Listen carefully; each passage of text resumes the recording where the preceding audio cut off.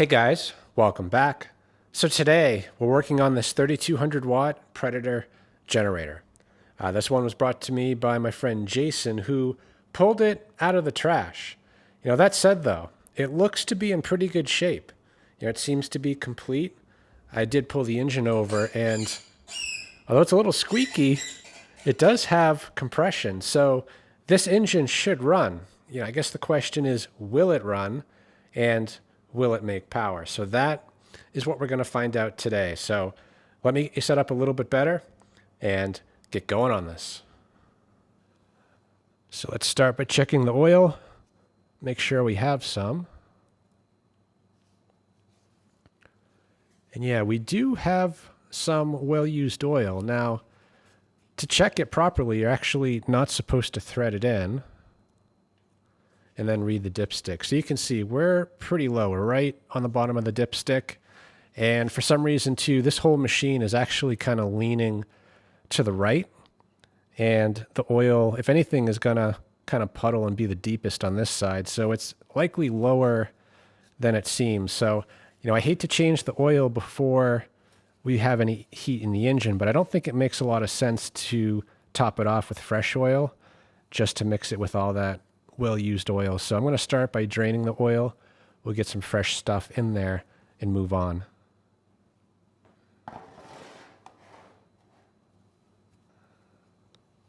So I'm going to try to use this Forma funnel to guide the oil down, because this drain is actually right above the rail. So something like this, if you position it right, you can avoid making a mess.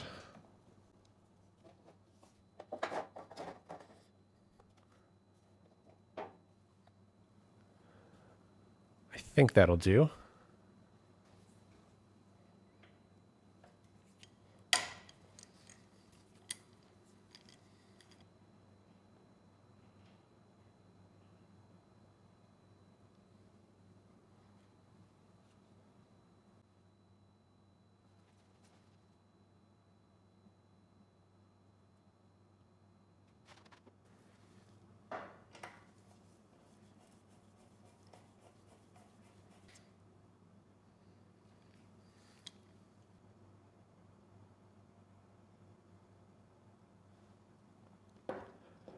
We should be just about full. This takes half a quart, or about 500 milliliters. So I pre-measured it.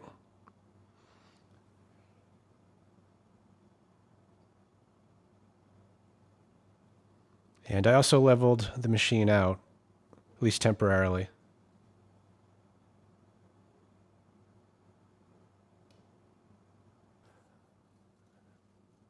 It actually took closer to 600 milliliters to get it filled right to the top.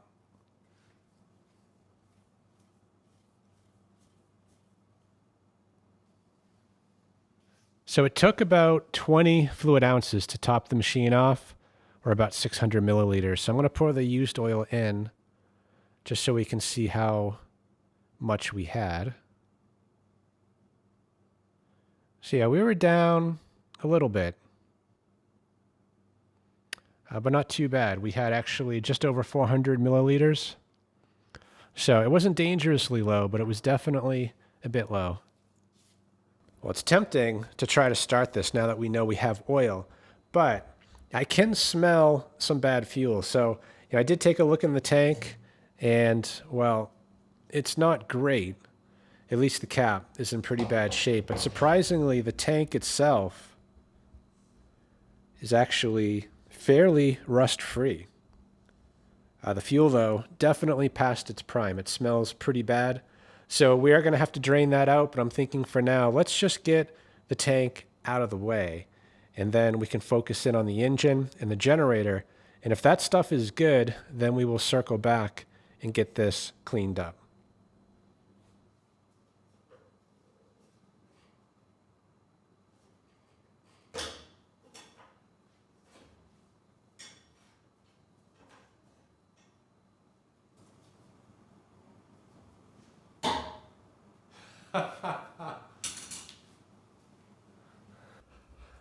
Yeah, I was just taking the fuel line off and hardly touched it, and it actually broke the barb right off the petcock. So not a big deal, but definitely something to be aware of. I've seen this a few times where, these things, I don't know if they just corrode or if they were super thin from the factory, but it took almost no force to break that off.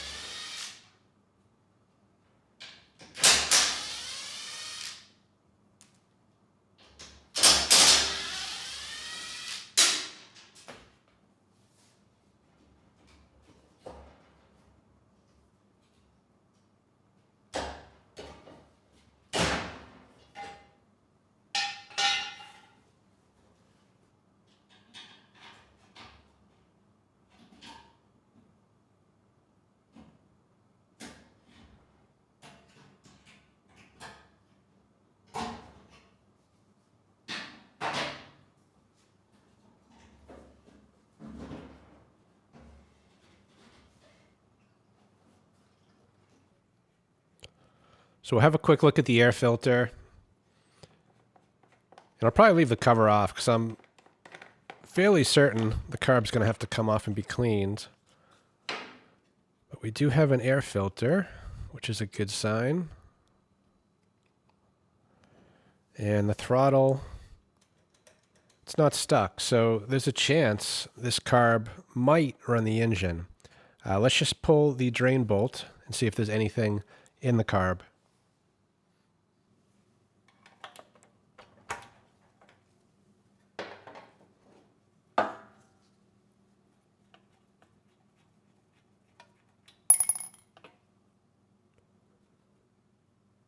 Yeah, not much. So that might be a good thing. Let me put the drain back in. We'll try feeding it some fresh fuel and we'll pull the cord. See what we get.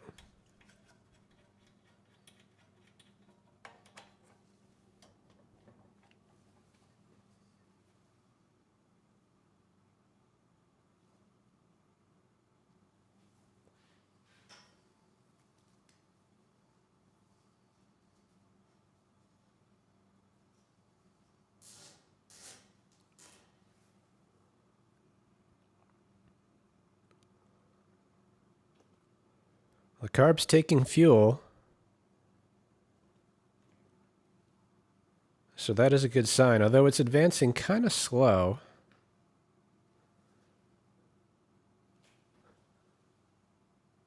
And actually the needle shut the flow off. So yeah, let's give it a few pulls.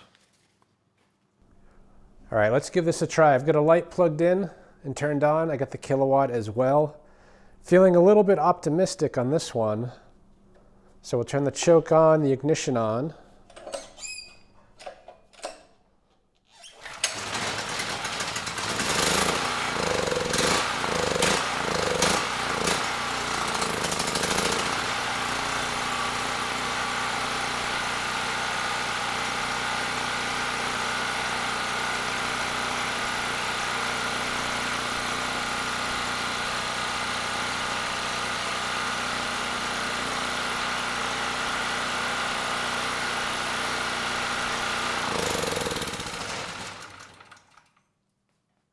Well, the engine, it sounds pretty good. The carb does have some issues. I had to choke it partially to kind of get things to smooth out.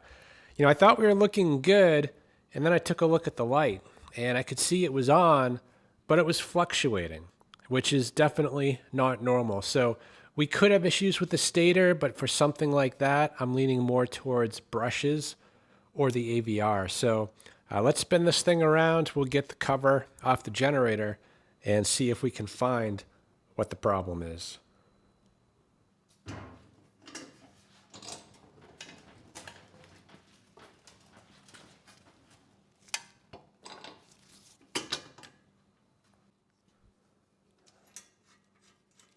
Let's get the handle out of the way.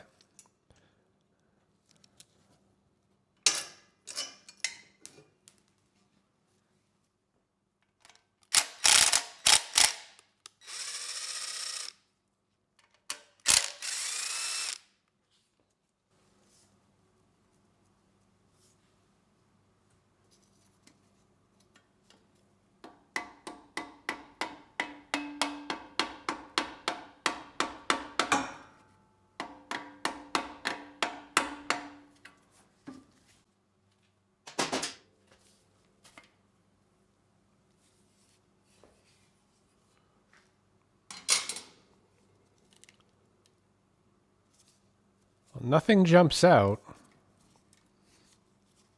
So let's get this zip tie cut. We'll get these wires out of the way. I think I'm going to start by pulling the brushes.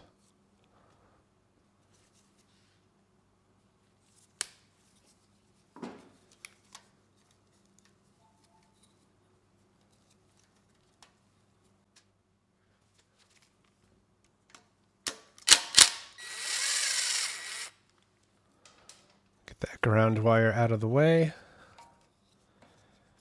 And for the brushes, it's just this one bolt that hold them in. And actually, that was loose. So yeah, a loose set of brushes would definitely cause the problem we just saw.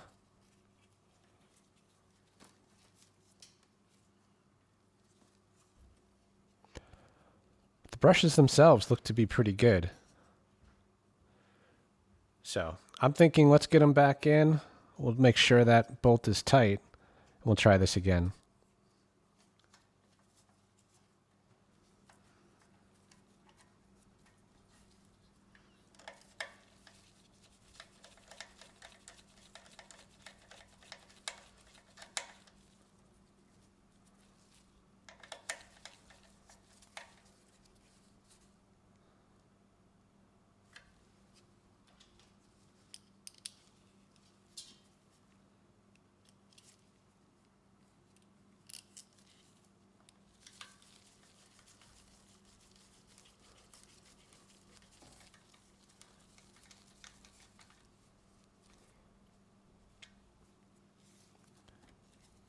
I'm going to leave this open for now. Let's just get it started and see if the problem's fixed. Let's try this again. We've got the light plugged in. The carb's been refueled. Ignition's on. Choke's on.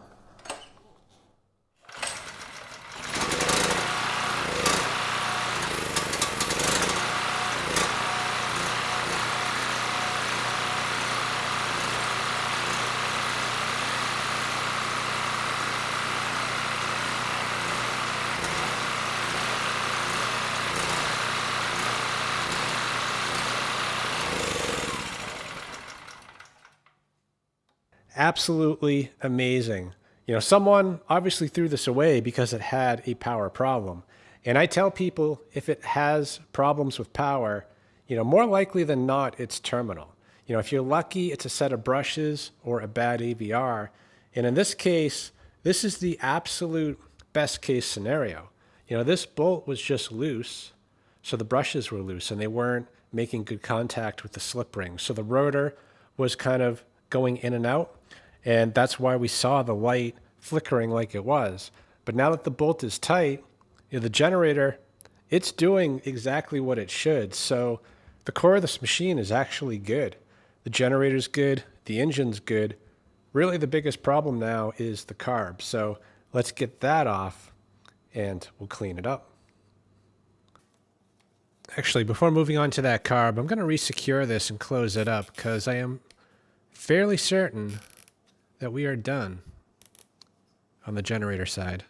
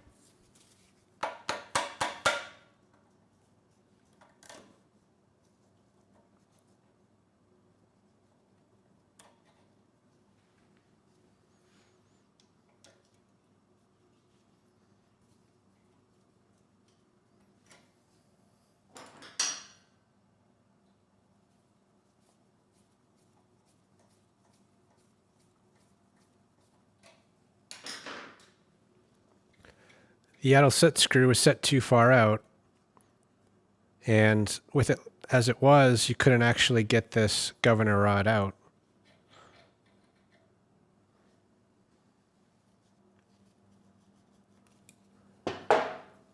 So this one I don't think is going to be too bad, given that it kind of runs the engine.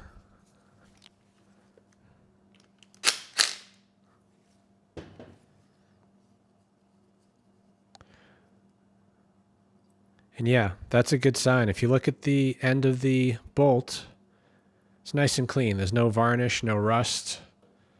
So likely the rest of the carb is going to look like that.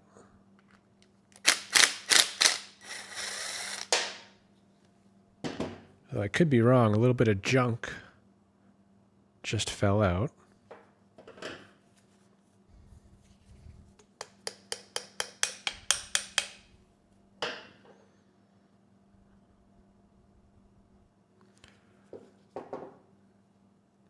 Yeah, there is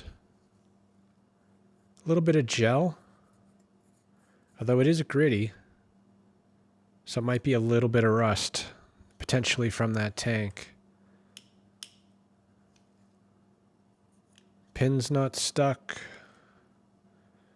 The actual body of the carb looks pretty good.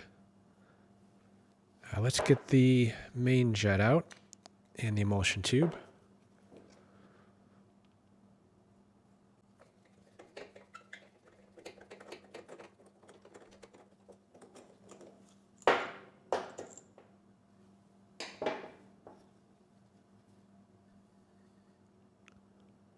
Looks pretty clean. And the main jet's clean as well. So, you know, the surging, it is likely just the pilot circuit and or some of that debris just kind of getting in the way of the main jet. So we'll get the idle set screw out, get the pilot jet out, and then we'll just run through all the passages, make sure they're clear. We'll soak this for about 5 minutes in the ultrasonic, and I think we'll be good to go.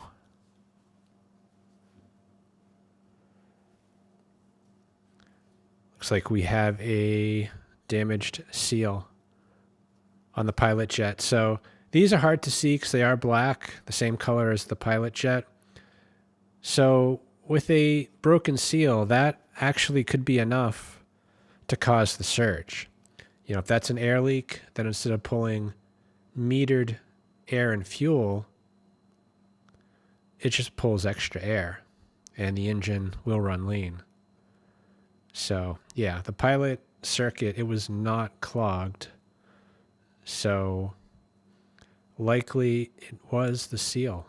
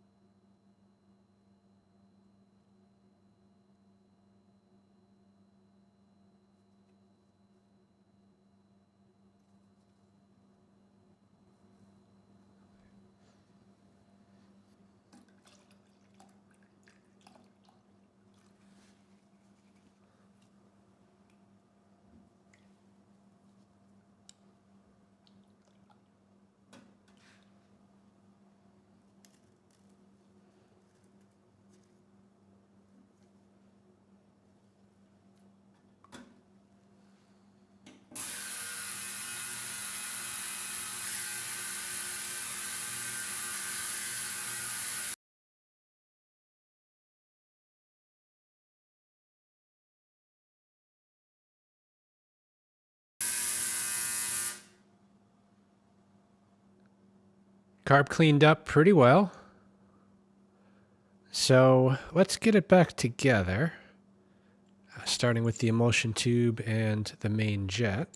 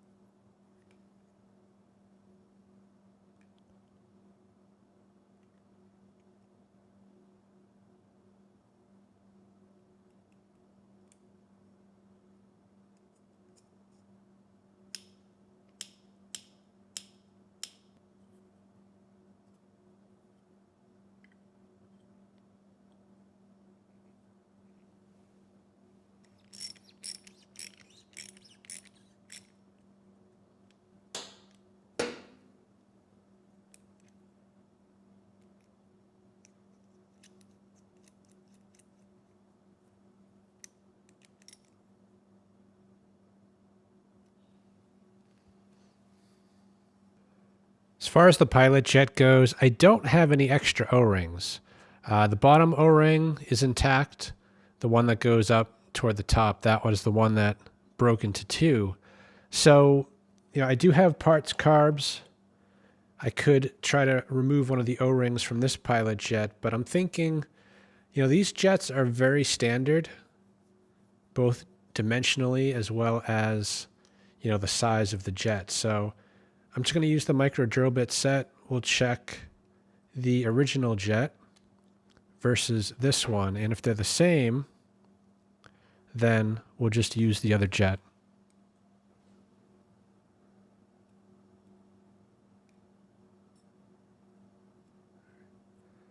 So a number 79 micro drill bit fits. Let's try the next size up, which is a 78. So that does not fit. So it is a 79. Let's check this other one. We pulled from the parts carb. We'll start with a 79. And that does fit. And actually, so does a 78. So this one's a little bigger. But a 77 does not fit. So the parts carb pilot jet, it is one micro drill bit size larger, which I don't think is a bad thing. They typically jet these very lean, and I commonly have to drill these up about 2 micro drill bit sizes. So having one that's drilled already, or one size bigger than what was in there, I think it's just going to help it run better.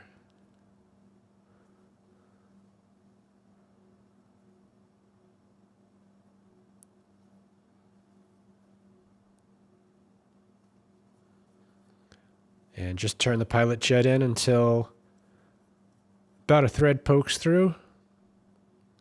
This engine doesn't idle, so you don't actually need to set the idle speed. You only need that to hold the pilot jet in place. So let's get this bolted back on, and we'll try it out.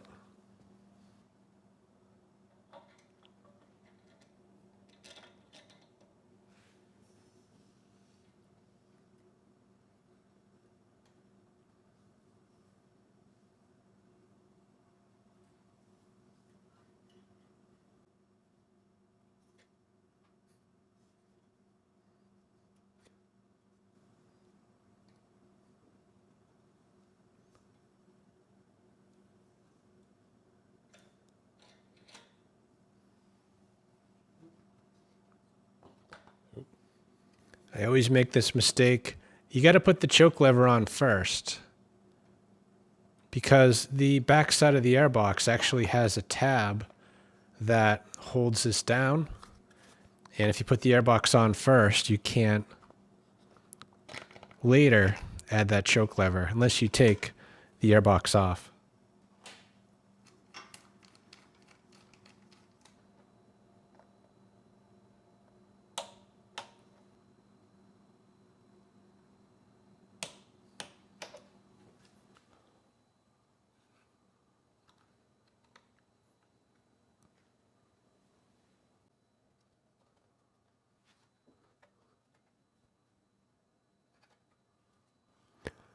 Yeah, I'm not so sure about this filter.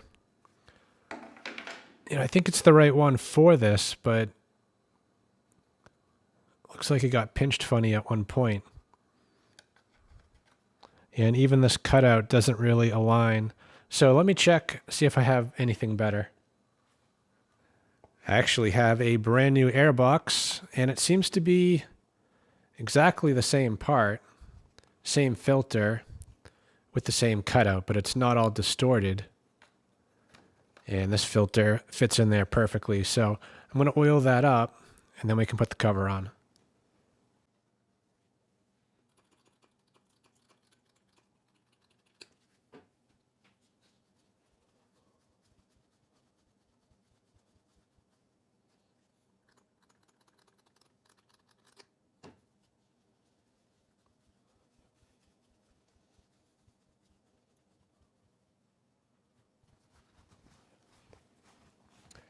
And just squeeze out the excess.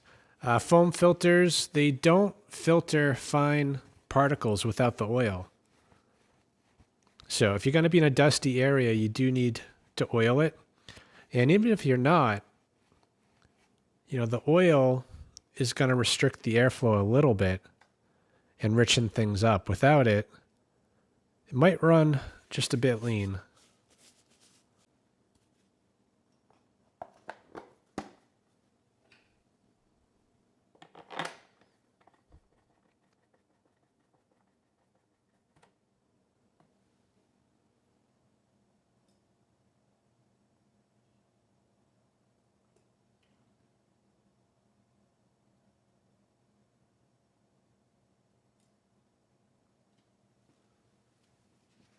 All right, let's give this a try. Turn the ignition on, choke on, and hopefully we can turn that off right away.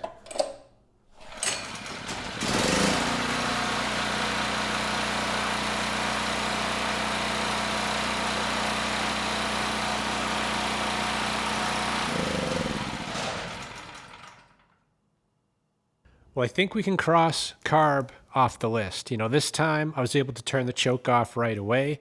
The engine ran nice and smooth without surging. So the last big thing we need to deal with is the tank.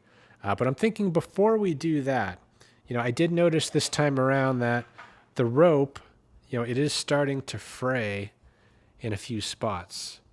And that, you know, although it probably has a good amount of pulls left, it is on its way out. So let's get that replaced first, and then we'll finish up with the tank.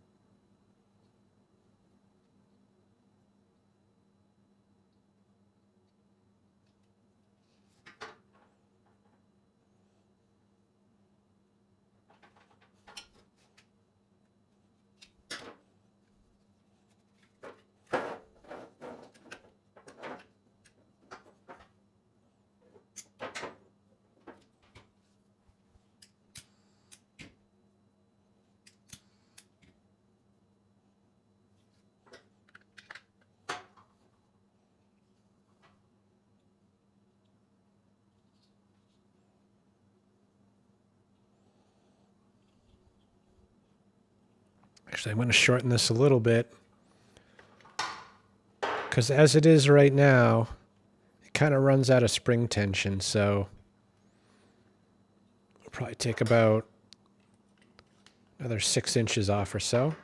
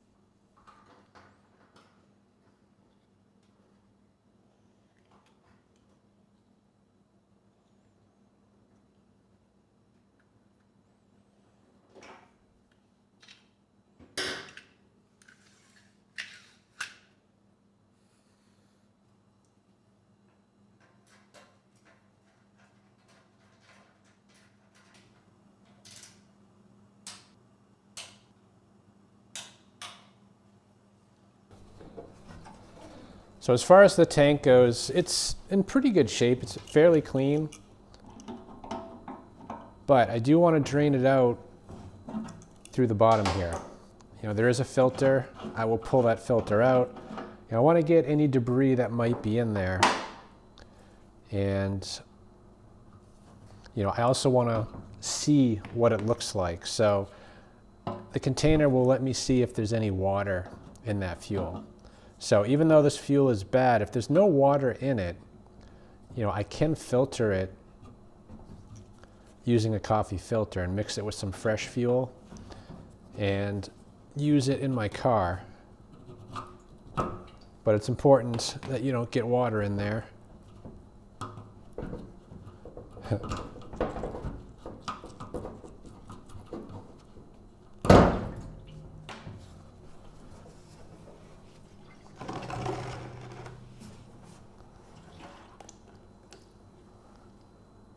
And yeah, there are some chunks coming out.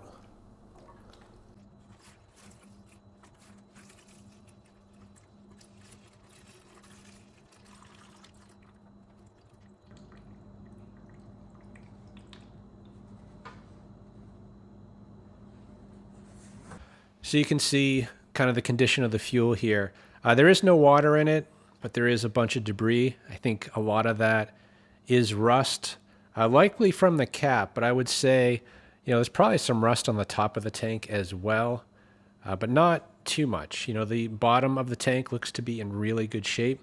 So, you know, the new fuel petcock that I put in, it also has a filter. So if any additional rust kind of flakes off, you know, that filter is going to keep it from advancing into the carburetor.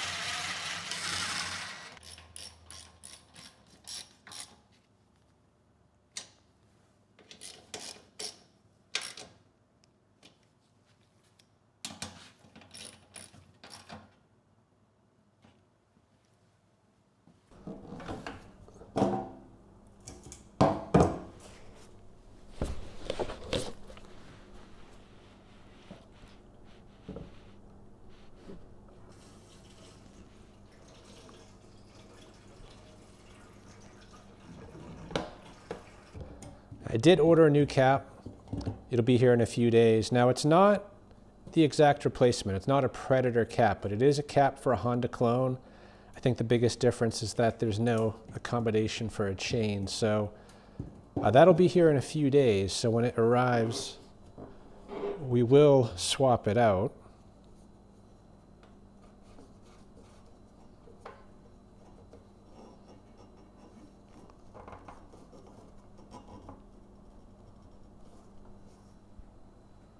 Let's test the valve real quick.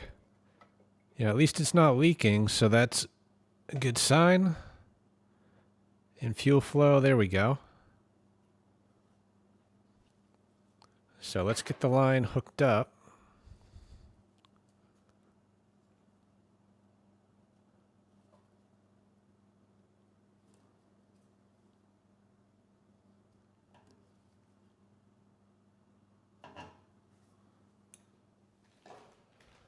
Well, it's a few days later, and we do have a new cap, as well as a new set of 6-inch plastic wheels with ball bearings. So even though these are smaller, they are going to be an upgrade to what's there. And more importantly, it should level this machine out.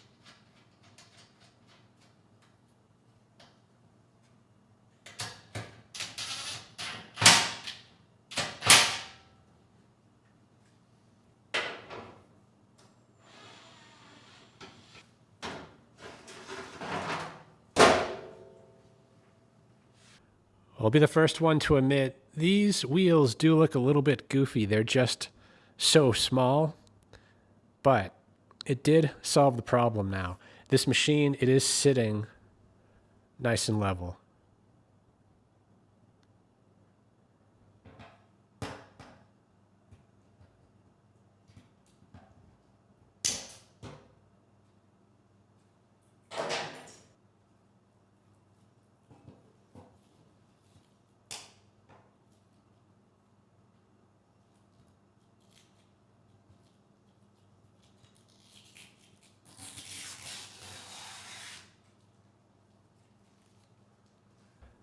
Yeah, the cap seems to be a perfect fit, although I kind of wish they had it available in black. You know, chrome isn't really complementing this machine too well.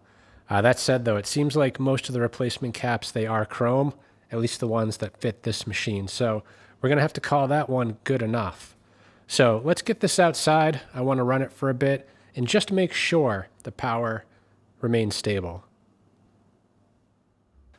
I'm just going to get this started, let it warm up a bit. Don't have to wait too long because I'm only going to put a 750 watt load on it just to keep some heat in the engine. It's actually a pretty cold day.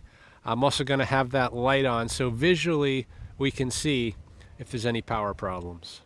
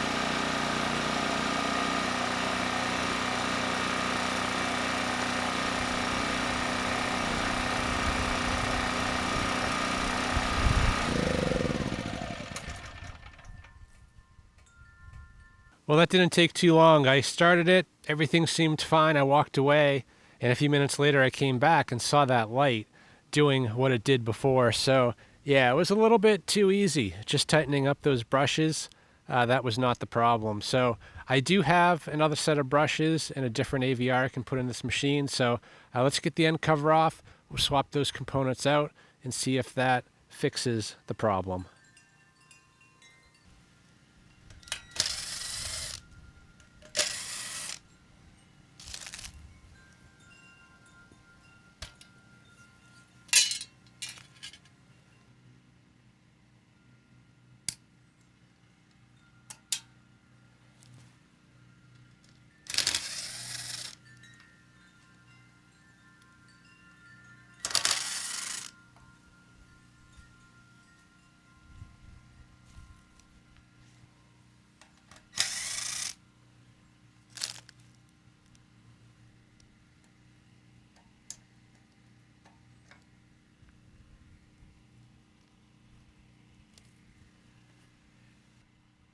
I am going to swap out both the brushes and the AVR, although I don't think the brushes are the issue.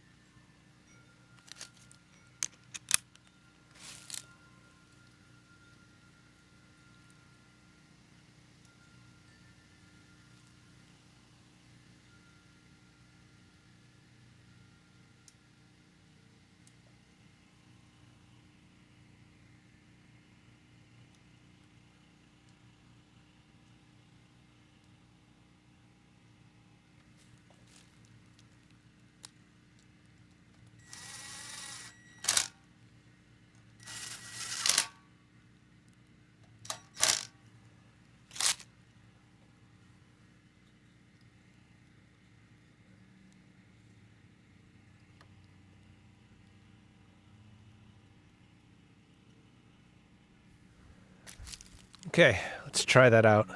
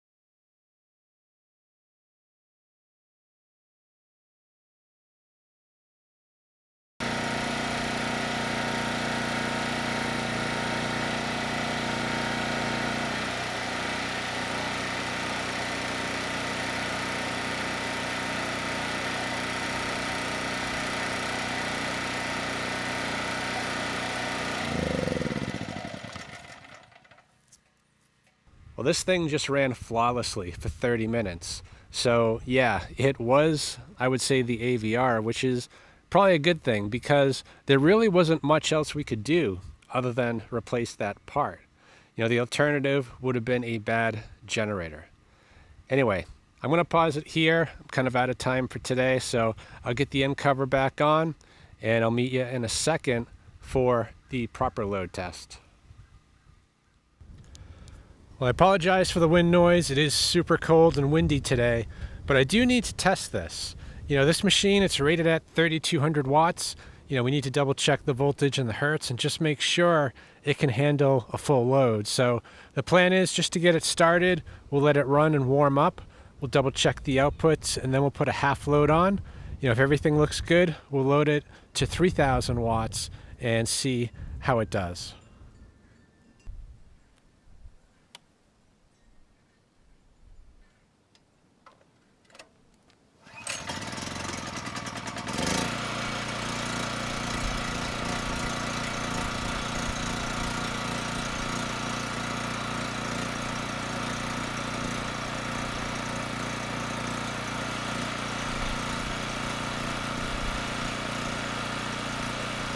Alright, so the engine started without issue.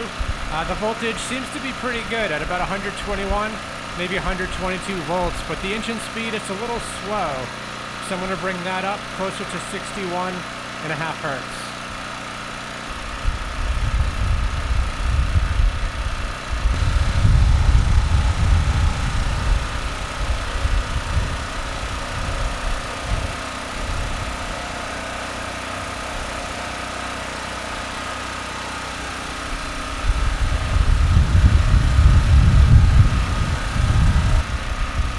So without a load, we're starting at about 5.5% THD. And the sine wave, it's a little jagged, but not terrible.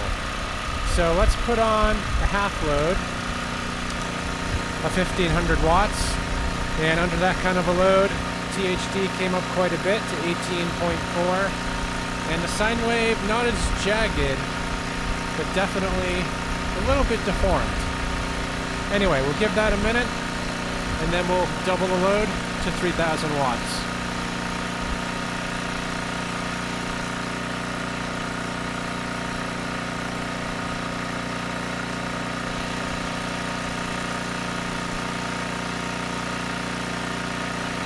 Alright, it's been a couple minutes and no problem at 1500 watts. So let's take that load off.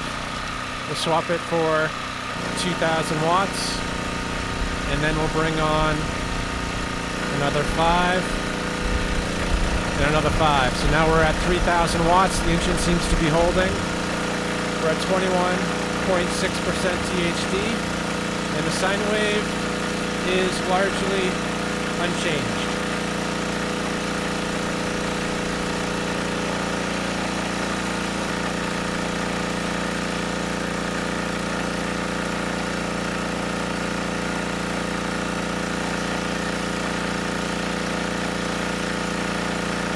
Alright, no issues pulling 3000 watts.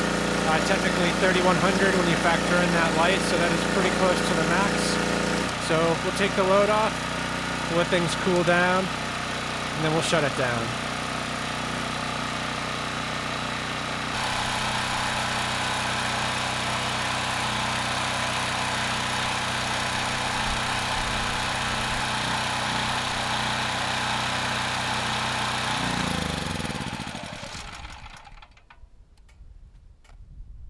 Well, at the end of the day, this Predator didn't need a whole lot. I think the reason it was thrown away was because it was having power problems due to a bad AVR. Thankfully, that was an easy fix, a quick carb clean, and this thing is back up and running like it should. So, I hope this video helps someone. Thanks for watching.